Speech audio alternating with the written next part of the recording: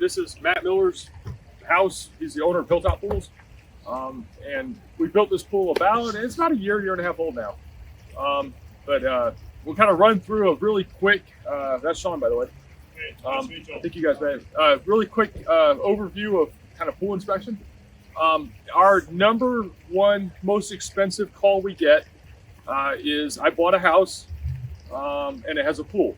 And that leads to, if I were to look at our invoices for the last 3 years, that's the most expensive call we have by far.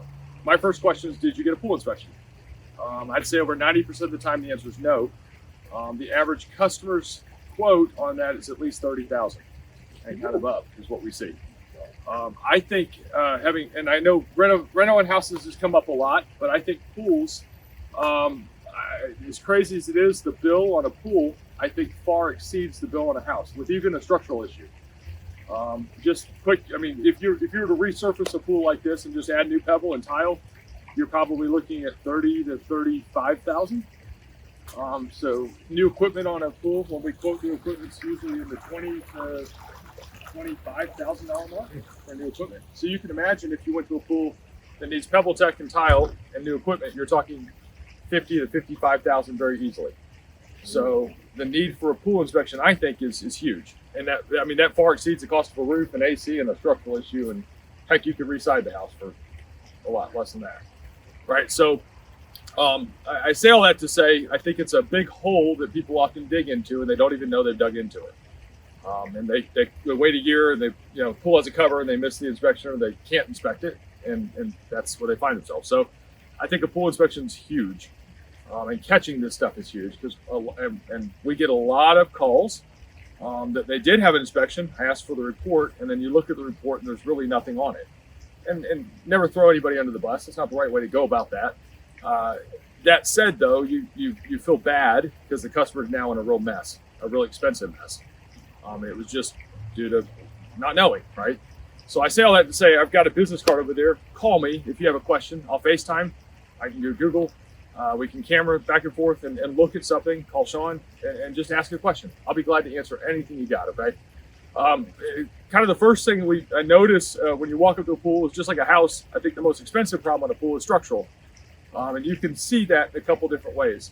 When you walk up to a pool, the number one way to see a structural issue is a crack. And the way to see a crack is, and it's hard to see if you got water in the pool, but if you guys ever seen, I was trying to see a good example of it. Right there next to Sean, actually, you see that white, there's a white kind of calcium. Right over there. Can you point that out there? Right here. Right here. Calcium. Yeah, it's calcium buildup. Calcium is what gets drawn out by the water. The water is taking calcium, and it finds the path of least resistance. So in this case, it's found grout. It's really easy to scrape off, but you'll see it because it will draw through cracks, and you'll see a white kind of spine running down the pool or in an area. That's a crack in the pool, right?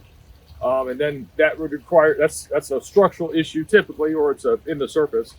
But, or if the pool, the other way to see it is if the water line of the pool, and probably the easiest way, is if the water line of the pool, let's say that there's 2 inches of tile exposed. On one side of the pool, if there's 1 inch of tile exposed, and the other side there's 4 inches of tile exposed, the pool is sitting cockeyed, right? Probably the easiest way to see that too. And that means either one side's settled or one side's lifted, probably settled because of the weight of the pool. And that would be a very, very easy thing to see. Past that, other than seeing huge cracks, and this, I'll just talk about concrete for a second. And this is a concrete pool. Other than just seeing huge cracks in the decking, really not a lot structurally that goes wrong. It's a 1 foot thick shell with rebar running through it. It's kind of hard to crack. One of my biggest mistakes at our company was across the street. I drained their pool to resurface it, and groundwater pushed up on an empty pool and lifted the whole pool out of the ground. And I say all that to say we both knew it, but I say all that to say when it came out of the ground, the entire pool lifted in one piece with no cracks. It was that strong. It lifted up like a boat. So did it go back down? It came up, and twisted sideways, and came back down on the ground. And the whole pool was sitting like 8 feet in the air. So you walked out and there's this cool monolithic shell basically there. So I say that to say there's just not a lot of structural issues on a concrete pool that happen. So not a huge concern. Yeah. I had a question now. When you were talking about the calcium, does that mean he's got an issue there? That means that if it's below the water line, then yes. If it's above the water line, in that case, it's rainwater or splashing up that's causing calcium to be drawn out. And where the calcium actually comes from is the concrete shell that comes out. You can imagine there's a shell up to about here, and it's drawing calcium through the grout from the concrete back behind it. So, no, exactly, yes, exactly. Which goes back to those spines and those cracks and stuff. In this case, we would spray some acid on it and scrape it, and it would come right off. So, that said, though, if you do see calcium on the tiles and there's a lot of it, what calcium does is because it draws from the shell behind, as it draws out, it pops tiles off. And you've probably seen pools with a bunch of calcium missing tiles or cracked tiles. I'd write that up because you're gonna, even the tile work's probably $7,000 or $8,000 just to replace. So it's an expensive issue there. So structurally, that's that. On a vinyl pool, vinyl pools are a whole different animal. A friend of ours was buying a house in Canton. Todd. There's a couple different things on vinyl pools real quick structurally. There's 4 different walls on a vinyl pool. You guys familiar with that? So the wall is basically the vertical part here, not the floor of the pool, but the wall, right? And back behind that vinyl liner, there's either graphite, wood, which is a real big deal, sheet metal, which is dumb because you can imagine most pools are salt water. Not really great to put metal back behind water and chlorine and salt. And then they use concrete, which is the newer material, right? A pool, Todd's pool has wood walls. It's $40,000 quoted to pull the pool out and rebuild him a new pool. So if you guys get to a pool, and I don't know why in the second worst state in the country for termites, you put wood back behind the liner and why you put wood up against wet dirt. But on a vinyl pool, you see a lot of structural issues for that reason, right? Because you got wood behind vinyl. So you're going to get a lot of weird settling and stuff like that on the vinyl pool. So vinyl pools are notorious for structural issues. They're notorious for all sorts of issues. When you build a vinyl pool, you have to dig. Let's say I built this pool. You would dig 3 feet out from the edge of the pool here to here. And you dig that, you put the vinyl pool in, and then you backfill that. The reason I mention that is when they backfill, often they don't compact the dirt properly, and they just pour concrete. They dump dirt in it, pour concrete over it. So you've probably seen a lot of concrete, decking cracks around the decking around the vinyl pool. That's because they didn't backfill properly. They didn't compact properly. So you're going to get a lot of settling there. You get a big crack, you get water running behind it, just like you would on a house up against the structure. Next thing you know, you have a structural issue, and it was because of the concrete decking from just poor compaction. So they're notorious for structural issues. So be very careful on a vinyl pool. They settle a lot. They rot a lot. We don't work on wood wall pools. I don't know very many people that do. If you get a vinyl pool that has wood walls, and you can see because the liner's pulled out or there's a tear in it, if it has wood, it's most likely a completely tear out and redo. So you figure the cheapest pool is about $50,000 to go back with a vinyl pool, $40,000 to pull it out, so it's a $90,000 problem. So now, is there a way to tell if it's a wood wall? Yeah, you can knock on it. So if you get down the pool and you knock on the side, you can hear wood. I mean, it will have that hollow, rotten sound. Hey guys. And then the other one's metal. You can often see metal. It'll rust back there. So you can replace those panels, but that's another one that just leads to structural issues because you get rusting, you get corrosion back behind a liner. So liners have a lifespan of about, in Georgia, about 9 years. We like them replaced at about 8 or so, preemptively, kind of like you would a hot water heater. Don't wait till it bursts till you replace it. Liners start at about $6,000 to replace.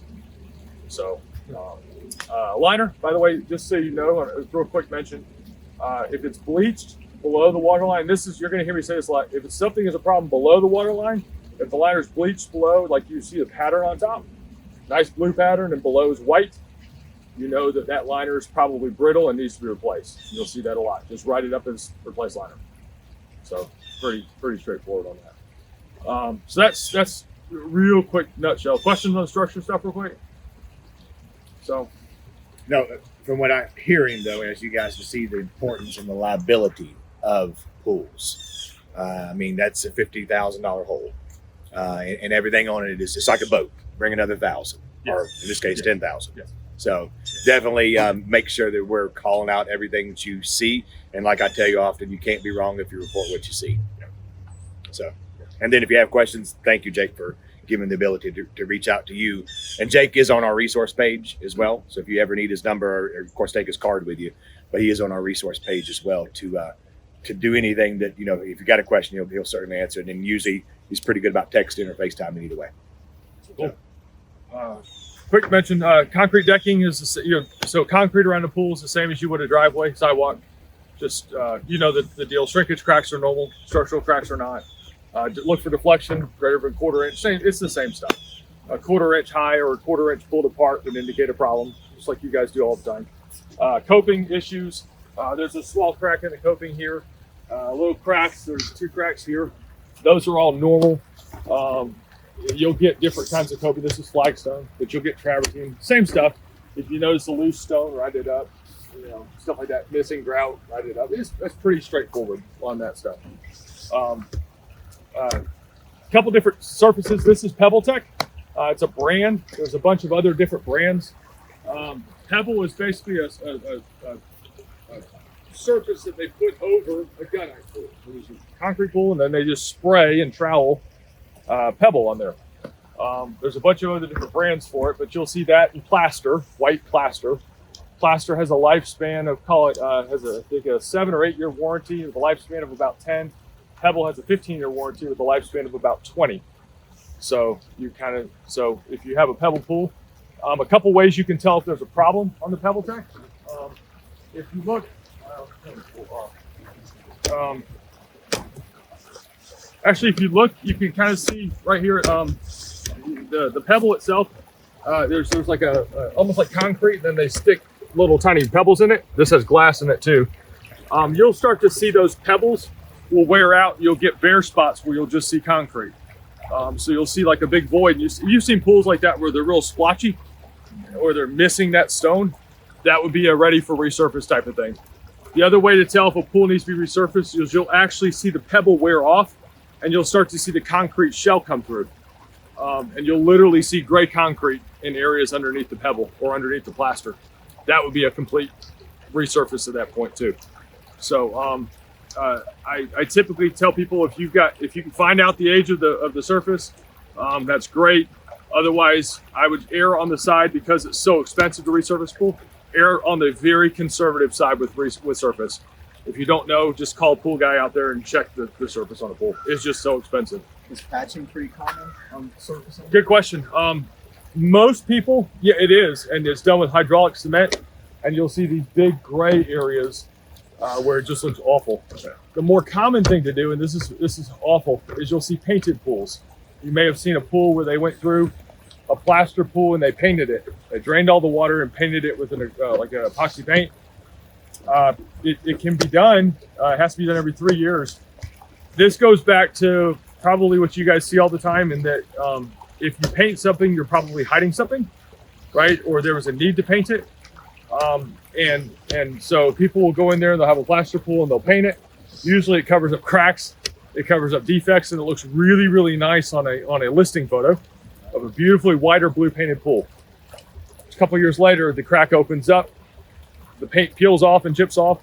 The other catch is, if you ever get a painted pool, in order for the pool to be resurfaced, let's say the homeowner wants to come in and do it right, they'll resurface it. They have to sandblast all the paint off in order to now resurface the pool, which adds between $5,000 and $10,000 onto the resurface costs up front just to get the paint off. So all that said, be very cautious if you see paint on the pool. It's done for a reason typically, and it's a very expensive fix eventually. So that's just a word of caution on that. But yeah, more often than the patch is typically the paint. So, yep. So cool. I was trying to think. You guys want to go check out the equipment, and we can kind of come back over here? Let's do that. Yeah. Can you talk about the skimmers? Yeah. Say when you got cracks in the skimmers and they start to secretly leak water. So yep, here's one right here. So yeah.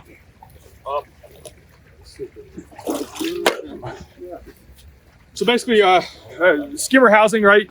This is the way water, the first 4 inches of water on a pool are the dirtiest. So the skimmers do the bulk of the work for filtration. Skimmers are notorious for cracking, like you mentioned. It's just a plastic housing, but it's surrounded by concrete. So you get this weird expansion and contraction thing with the plastic versus the concrete around it. The typical place you'll see cracks on a skimmer is around the mouth of the skimmer. You see this little lip right here? There's a lip right kind of halfway down. You'll see cracks around the lip. And then more often than not, you'll see cracks where the pipe connects at the bottom. They can be epoxied if they're not really bad. Typically you go in there with like a pool putty or a 2-part epoxy and you can epoxy them, but they are notorious for that. So I think the easiest way to check a skimmer is to turn off the water, still water, maybe stick a GoPro in there, but just really inspect the skimmer. The way you can replace the skimmer, you got to cut it out on a concrete pool. You got to cut the wall out. Again, you notice the theme, expensive, but it can be done, right? But yeah, notorious skimmers are notorious for cracking. And that's due to a lot of times settling too. They impact it right. It is. And it Yes. settles, and then the pipe pulls loose. Exactly. Yes. Yes. Good point. Or something has shifted. The other thing about it is we don't recommend ever closing a pool. Over 90% of pools in Georgia are left open year round. Leave it open. You'll shave off about 3 years of the equipment over a 10-year period just by closing it, because equipment O-rings don't like to be dry for the winter. And skimmer housings, because you drain the pool down a foot or two, now you have a piece of plastic exposed to the elements. So that's typically where you get your cracks, is you get freezing over the winter because somebody closed their pool. So they're notorious for that too. So cool. That's good to know. So, yep, let's go look at the equipment. It's behind the fence, back behind me actually. I'll start with kind of over on the far side. A lot of pools now are automated. This one is that. It runs off of a phone. Most pools are that now that are being built. All the automation, as you guys know, you can control from usually the automation box, right? But you can't walk up to a pool and start pushing buttons to test all this stuff unless you enter service mode, which you guys know what that is? Service mode? There's a button on there that says, I'll show it to you real quick. Sean, you'll point it out. Don't push it. It's in service mode, right? So at this point, the pool's in service mode, meaning that everything now can be controlled by the pool computer, right? Otherwise, the homeowner via their phone or whatnot, or schedule timers, control the pool. And you can come out of service and go back to auto. Yeah. So basically, at that point, you can start turning pumps on and off. In this case, I don't know if you guys knew this, but July, the EPA passed a wonderful rule that says all new pool pumps have to be variable speed. So they do, yes. So these are variable speed. It added about $1,500 on the cost of a pump replacement. So all of these pumps, and you'll hear them start to ramp up in a second. Let me turn it on. There it goes. Hear how they slowly spin up? And they'll go into prime now. But you'll start seeing variable speed kind of pop in the market. A pump needs to be a couple things to look for in a pump: leaking, bonding. You guys know it has to have a bonding strap. And then the motor is probably the easiest way to tell if a pump is defunct. The front half of the pump's the wet side. The back half of the pump is the wet side. If you guys want to shoot the motor, it's too hot to touch. So probably the easiest way to tell if there's a pool motor issue is feel.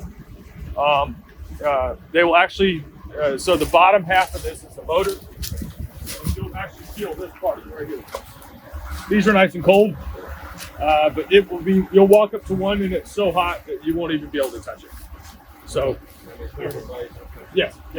And you can usually replace the motor side on it. It's either the bearing, the shaft, or the motor, all of which are the same replacement. A couple other things on this one real quick, kind of working this way. These are check valves. You always have a little window on the check valve and you'll be able to see inside of it.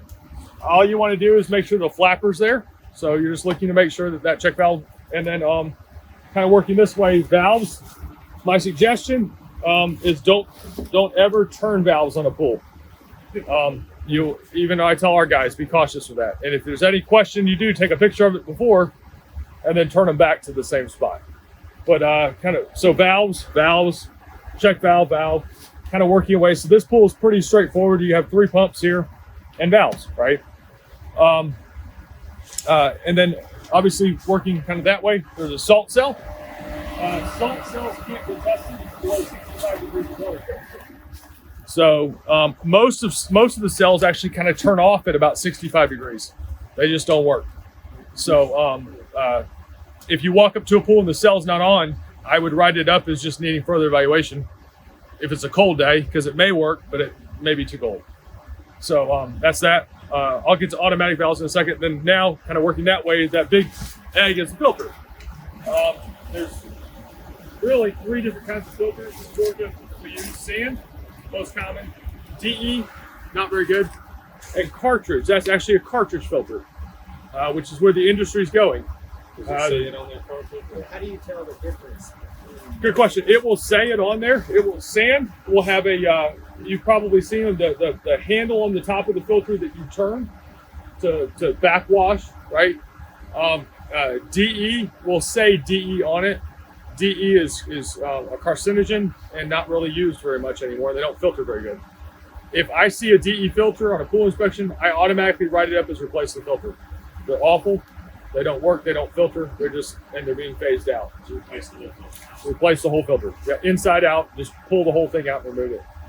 And then if you have a cartridge filter, to answer your question, it will say mod media. It says modular media right here, which is the modular cartridges in it, or it will say cartridge on it.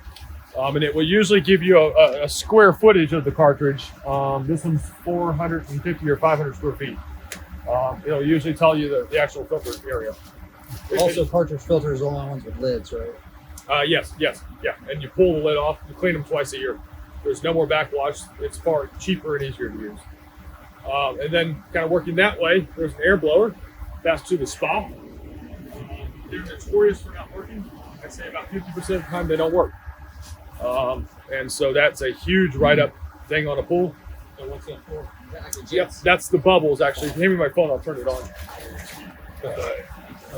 Yep, so that's the bubbles for the spa. You've probably been to a spa and have bubbles, right? So that is the bubbles for it. I used to date bubbles for Did you really? That's alrighty then. And so you'll hear it.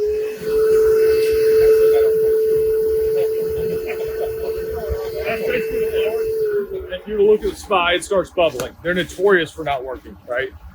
And then the last thing that is notorious for not working next to Joe is a heater. I'll be honest with you, our number one call for pool repair are heaters. They're insanely expensive to run, insanely expensive to work on and buy, and they break constantly. It's a high wear part. They're great to have in a pool, but they cost, I think mine costs about $10 an hour to run. So people don't run them because of that, which means that they end up sitting, which means that they end up, because things sit dormant, they break. Just like if you don't run an air conditioner for a couple of years, they're probably not going to fire up really great when you finally do. So they're notorious for breaking. If you have a heater that, a couple things that you can do on a heater and check to make sure it's working properly.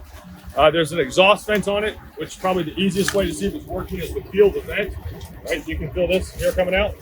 That's also where you'll take your thermal. So every time you do the report, take the thermal of that vent and put it in the report in the operation. Exactly. Yes, and you can usually, if a heater is not working, hold the up arrow and the spa button for 10 seconds, and it will spit out an error code. And you can probably put that error code in your report. So that's that. What's the cost of replacement on a heater? $7,000. This is a 400,000 BTU heater. It's a monster. That's a lot of heat. So yeah, 7,000 on a residential heater. The commercials are 10 to 15. So yeah. Question. So if I just walked up and it's not running, what I go get it started? Say I want to test it. Good question. So a heater, the only way a heater runs is a pump. You have to have the main filter pump running. Period. Yep. Yes, one of these, right? So this one has to be running. you cannot fire the heater without a pump running because it has to have water flow through it, right? So the first thing you do is you turn on the pump, the filter. It'll say F filter pump on the computer or the timer. Then the second thing would be to actually push the heater button. And you can do that by usually hitting the spa button to go into spa mode or the heater button to go into heater mode to heat the pool. Both should fire the heater up. If the heater doesn't fire within about 15 seconds, it doesn't work. The other catch is most gas heaters require a upsized gas meter on your house. So when we install a heater, usually the homeowner has to upsize their gas meter. So we're back over to plumber, code, licensing, all that stuff. So if you see a heater on a pool and an old antiquated gas meter on a house, you may want to write that up as needing further inspection from a licensed plumber to make sure that that's sized properly. It may be starving the heater, which would cause a lot of issues for the heater. Usually they require a 2-inch gas line as well running to the heater, and then we step it down right before we get to the actual heater itself. So pretty substantial gas line. It burns about 4 gallons an hour as well. So it burns a lot. Yes, it does. So they heat about 30 degrees. All pool heaters for residential heat about 30 degrees higher water temp than the existing water temp. So that's that. This pool also has another heater. That's a heat pump. So it actually has 2 heaters. In this case, I can't turn on the heat pump because it's too cold. But the reason for that is it's far cheaper to run this per day than it is that.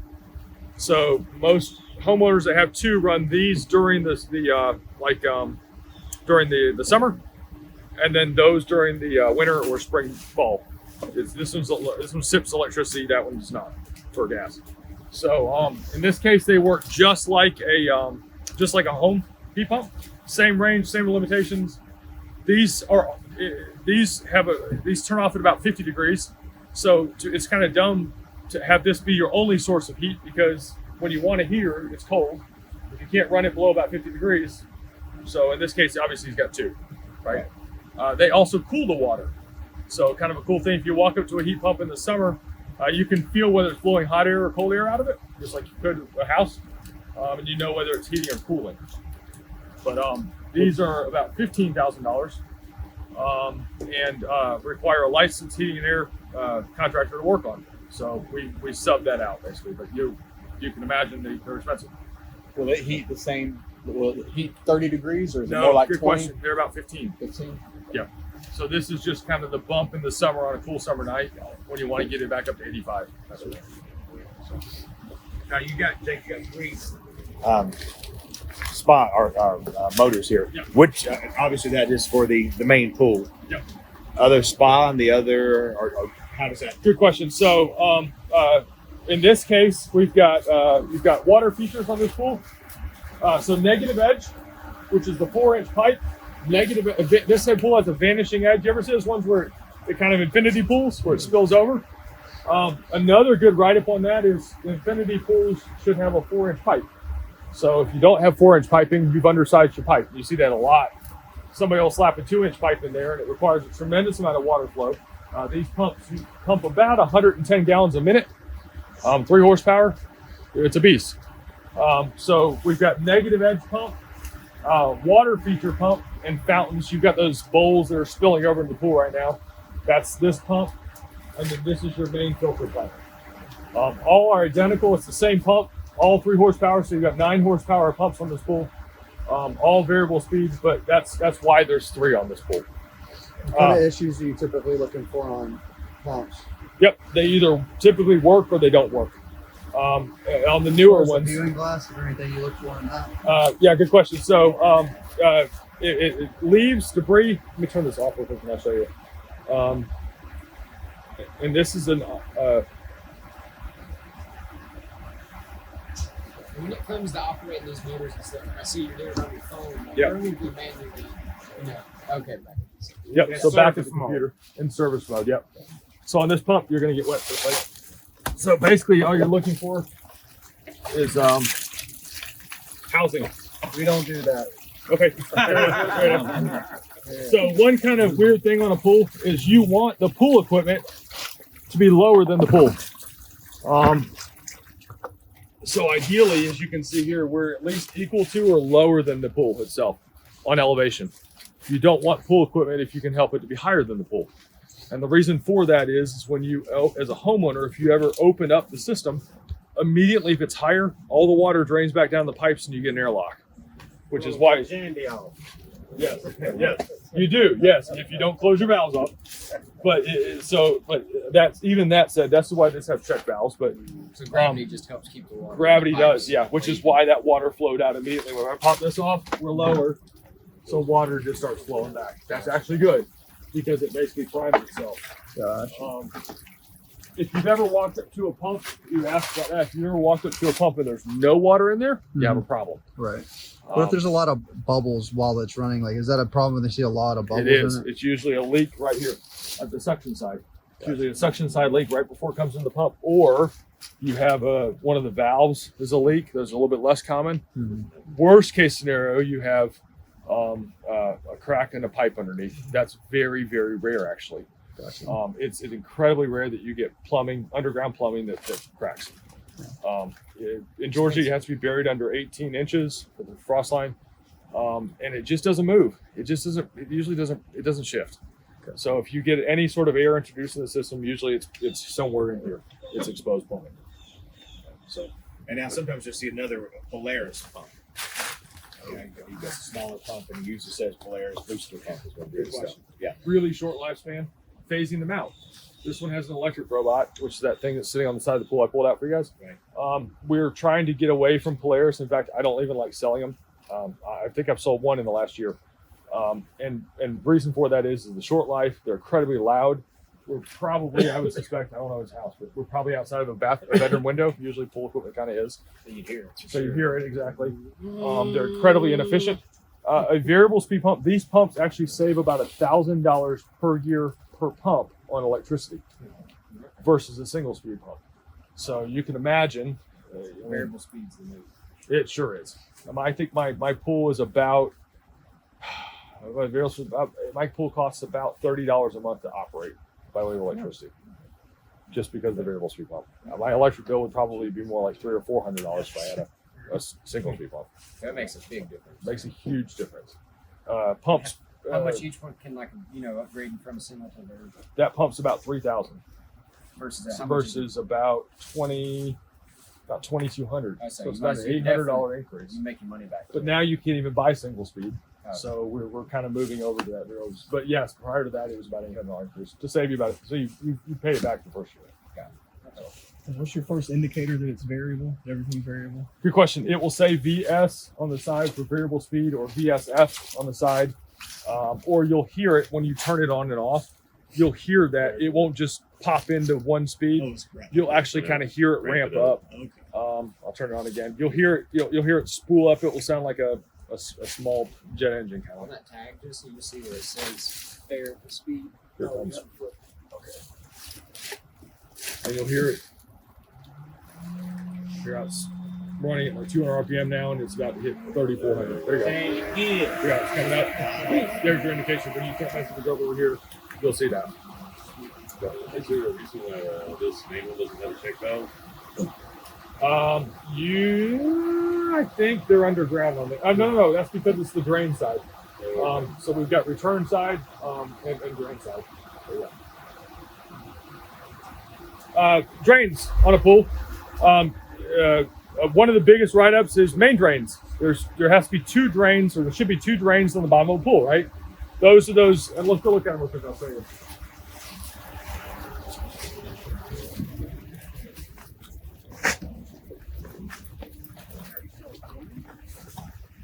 Stop the video and start it in.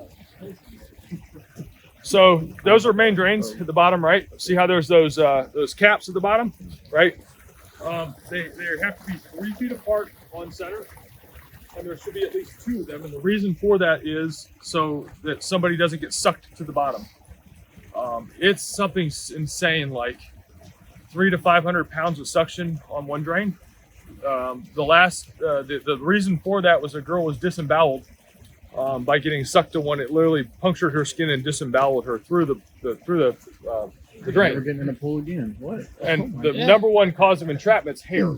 Kids dive down to get a dive stick, their hair gets caught in it. And Final destination. so that's why there's two. Is if you get stuck to one, the other picks up the suction and relieves the suction on the one, and basically you're okay on the other. So if older pools have either none, you see that a lot. Not a great thing for circulation, although it's not against code. They'll have one. If it's a vinyl pool, I recommend installing a second one. We can do that pretty easily. If it's a concrete pool, it's harder to do, but it is still possible. But I would always write that up if it has one drain. So that's considered a standard, not a code type thing. It is code on all new pools. It's still, the problem is there's no grandfather. To get it. This has one drain, or This one has a bunch actually. The reason it has a bunch is it's sucking water from. This one has extra drains because of the negative edge. That's why they're in there. Talk Lighting. about the different types of covers. Good question. So they're you want anti-vortex covers? They are convex. They stick up, and they have to have slits on both the sides, and they have to curve over to the top. There's an expiration date on covers. If you were to dive down and pull a cover off, it's usually 6 years. So I always write up on a new pool or a pool that I inspect. Recommend changing the drain covers upon move in. And the reason for that is they're plastic. They become brittle with the chlorine as the chlorine heats them up. And then you do run into the chance where a kid could push off of it, crack the drain, and now he's got his foot up against the drain, right? So I think a good write-up is always change the drain covers when you move into a house. It's a pain in the butt, but you can do it with a diver. We have a couple guys that can do it without a diver. They'll just hold their breath. Or you can drain the pool down to within 3 feet, the bottom, change it, fill it back up. So pretty straightforward on that. Lighting is another one. Just turn them on and just kind of check the lights. They should either work or not work. These are LEDs, which is where everything's moving. Yeah, pretty straightforward. They either Change the light. these are about 2,200 a piece for the LEDs. Those lights are about 1,800 a piece on the spa. The main pool light is 1, 2. I think there's one over here, 3. So you figure about 2,200 a piece. All these are yes. Yeah. Nothing cheap. No. So you kind of see and I'm not trying to scare you, but I want to be very transparent with you and say, hey, it's a big deal if you miss something, even something small. So, what questions you guys have? Any? I know it was a real quick, broad overview here, but It's great. Yeah. I actually had somebody ask me this the other day. It's kind of, what do you tell people if they have no pool but they've got a yard for it? Like we have home buyers. People say, what do you think it would cost to put a pool in? Aside from whether or not it can be put in, what's like an average we can tell people? a vinyl pool starts at about 50. A concrete pool starts at about 70. And that's for like a 16 by 32 little oval or something equivalent. If it's a freeform, something equivalent to that. Our average is about 130 for a build. Really? And well, we don't look at them at the earliest. I don't think we do. Do you guys do anything with above ground pools at all? No. I think that I think they're awesome for the purpose they serve, but then I don't know anybody that works on them at this point. Rec warehouse, stuff like that. I mean, so what happens is you keep it till it rusts, or you keep it till the first liner goes, and the kid punctures your liner, and then you're kind of hosed unless you're willing to do all of that on your own. So I don't know anybody that works on them. Good to know. It's the same thing as buying an above ground spa. They're awesome. And they're awesome for a few years, and then they die, and then very few people work on them anymore. And the labor rate, last I checked, was about $350 an hour. So they're just very expensive to repair. Great, I think they serve a killer purpose. Far cheaper than building one, but you just know that you keep them about 10 years, throw them away, and buy another one. That's kind of it. I know everybody's been kind of switching from the chlorine to like salt water and stuff like that. Like, what would be the main differences on inspecting chlorine versus saltwater pumps? A chlorine pool is a saltwater pool. I don't know if you guys knew that. Chlorine, the chlorine plant burned to the ground last November. It produced 40% of the nation's chlorine, and chlorine spiked in price. It was out in Louisiana where the hurricane came through. So a way a salt pool works is you dump salt into the water. It's far cheaper than buying chlorine. You dump salt in the water. It goes through a salt cell, which hits it with electricity and converts salt to chlorine. So the way you know chemically if a saltwater cell is working is you go test the amount of chlorine in the water. Either you have chlorine in the water and it's working, or you don't and it's not working, right? So it's just a cheaper way of producing chlorine than actually buying chlorine and dumping tablets into the pool. That said, though, all saltwater pools convert over to chlorine pools in the winter because salt cells turn off when the water temp's about 65. So we convert them over to chlorine pools while the water's cold, and then somewhere around February, convert them back and start dumping salt back in there and bring the salt levels back up. Now, is that across the board? That's just every pool, or is that what y'all do? Like, is that a new standard? That is every pool. Every That's pool. pretty much the standard for every pool. But like I say, saltwater pools are chlorine. It's just instead of buying tablets, you buy salt, which turns into chlorine. So they all have chlorine in them. And acid, yes, and acid. The new thing is copper systems, but they're just not. They haven't gained enough traction because the cost of entry is just so high. So California, they're real big because chlorine is the taboo thing, but in Georgia, the salt system is just too cheap to buy and really cheap to operate. So this is a skimmer?